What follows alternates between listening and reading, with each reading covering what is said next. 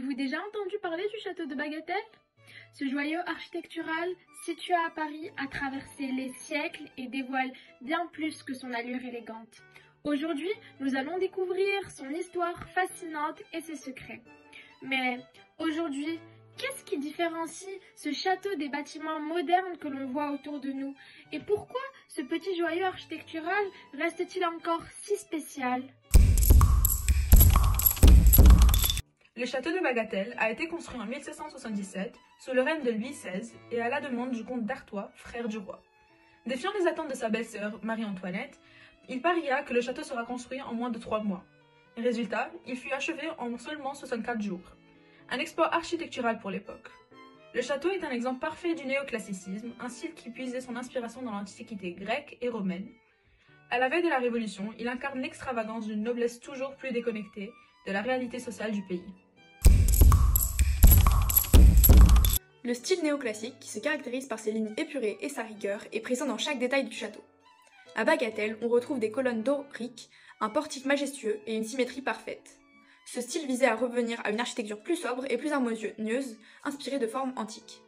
Contrairement au style baroque qui privilégiait la grandeur et la décoration excessive, le néoclassicisme cherchait à exprimer des idéaux de simplicité, de rationalité et de beauté intemporelle.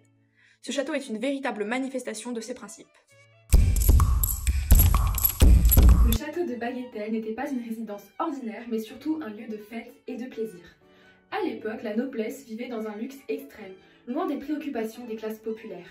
Les jardins étaient le théâtre de réceptions, de bals et de promenades mondaines, tandis que le peuple, lui, faisait face à des difficultés croissantes.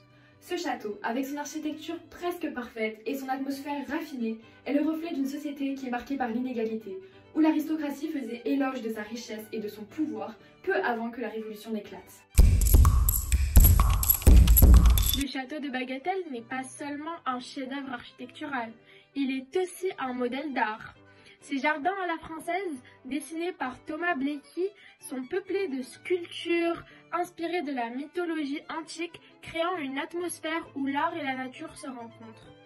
Et à l'intérieur, l'influence du néoclassicisme poursuit avec des peintures et des décors qui rappellent les formes de l'Antiquité.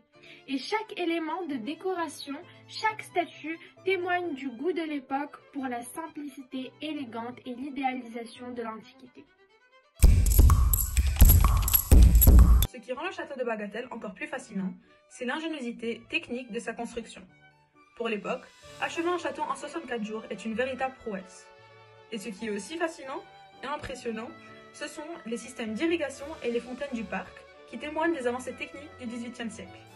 Ces systèmes alimentés par des canaux sont des exemples de l'ingénierie de l'époque. Bagatelle incarne ainsi une alliance parfaite entre art, innovation et technique dans un lieu où la beauté rencontre la fonctionnalité. Le château de Bagatelle est un véritable témoin de son époque. Par son architecture néoclassique, ses jardins exceptionnels et son héritage historique, il nous raconte l'histoire d'un monde aristocratique au bord du déclin, juste avant le bouleversement révolutionnaire.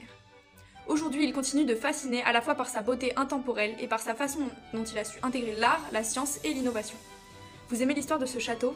Dites-le nous en commentaire et abonnez-vous pour plus de découvertes historiques.